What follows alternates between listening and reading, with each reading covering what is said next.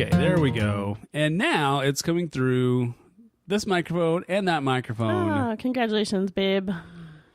I are audio engineering genius. Sure you are. You probably are. You're a genius at everything. Yeah, sometimes. I like you.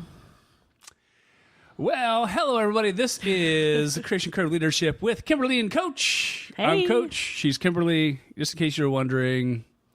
It's hard to tell us apart sometimes. Okay, it's not really. Well, you know, just in case this is somebody's first episode. Yeah.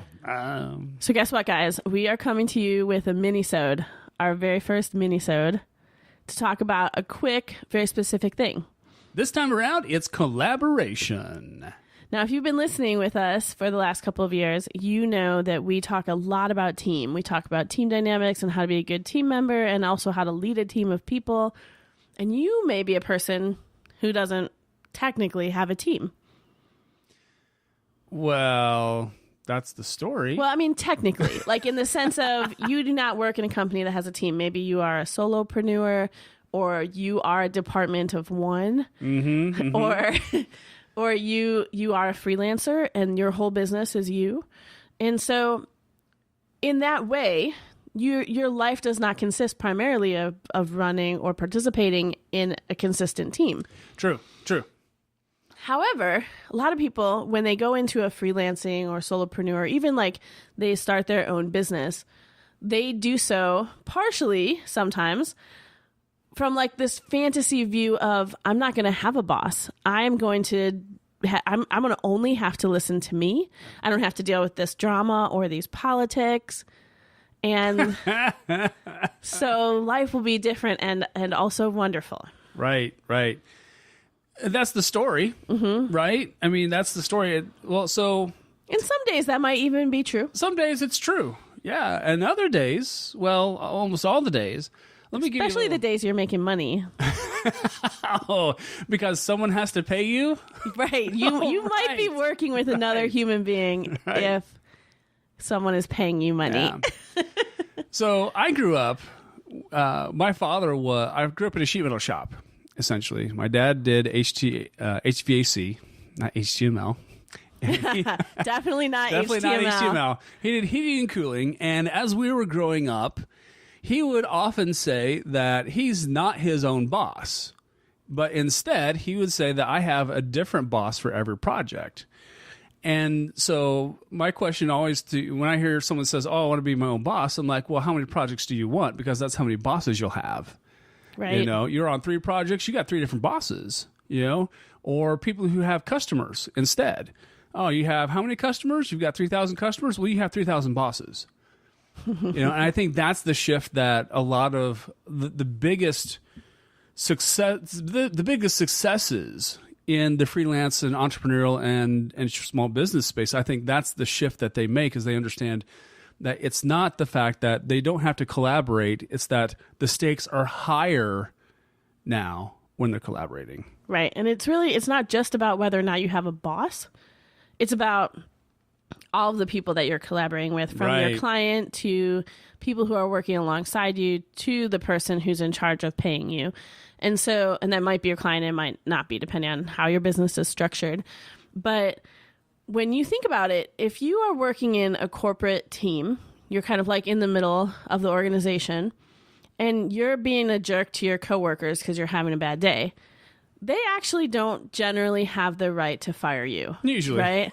You have to do something really drastic. I mean, there are things that you can be fired for immediately if they report to a firing person. You know, your person next to you can't just say, go home, you're fired, right? Generally.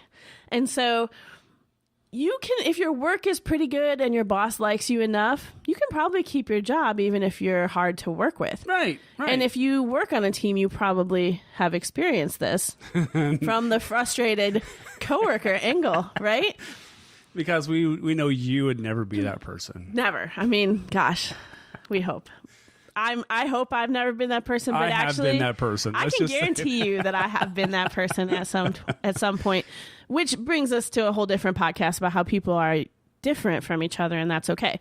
But sometimes it's hard to work with someone, and you are stuck with them when you're on a team. Mm-hmm. But when you are a freelancer and you are partnering with people, so An example would be if you are a web designer, you might need to work with the client, but also a writer and also a graphic designer, maybe someone who deals with the sales for that company, things like that. If you are difficult to work with when that project is over, or even in the middle of it, they might say, you know what, this is not worth it, we're done. But even if you make it through the project, now you've got these people that you worked with. And the next time that they are on a project and someone says, who do you know that's a web designer? You are not going to be on their list because you were difficult, right? Right, yeah. So, but if your work was good and you were a joy to work with, you're going to be at the top of their list because everybody, when you have control over whether your work is hard or fun, you're going to choose fun.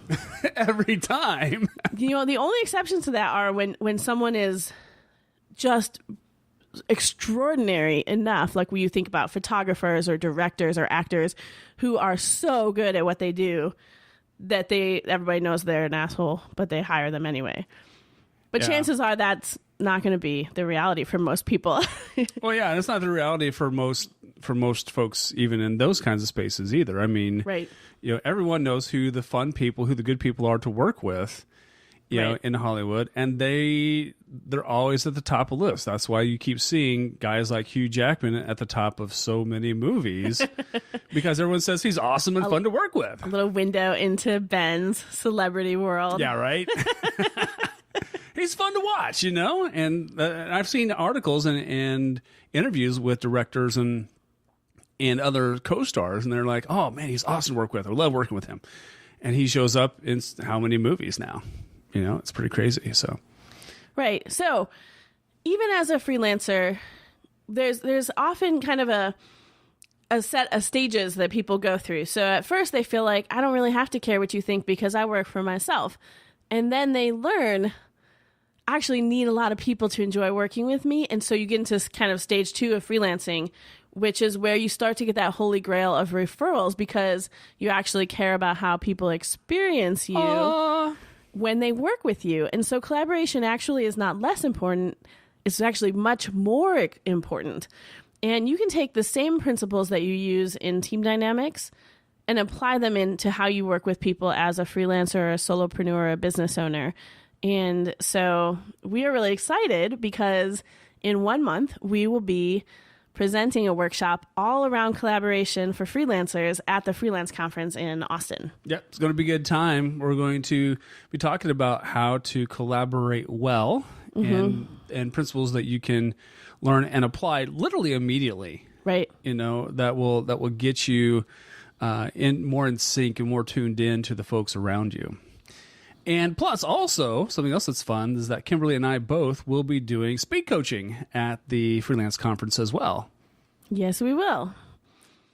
When you are lining up, if you decide to come to the conference, you can decide whether you'd like to hang out with me because I'm like encouraging and empathetic, or Ben because you need kind of a kick in the ass. Because when it comes to coaching, we are a little bit yin and yang. A little different. About how we approach coaching. And let's be honest, sometimes you just need a kick in the ass. And sometimes I might not be your girl for that. But there's not just going to be us. There's going to be actually a whole team of coaches. And you can sign up for a mini session with a coach for free. If you've never tried coaching, this is a great opportunity to just check it out. Yeah. So, hey, we also have a nifty little discount code. Yes, we if do. you use Kimberly's name. So when you go to buy your ticket to the Freelance Conference, if you just type in Kimberly in the promo box, then you'll actually get a 20% discount. Which is pretty rad. You know? So you're like, hey, I know a girl. I know Kimberly, so let me in for, knock a few dollars off that price there, right? So. Yep.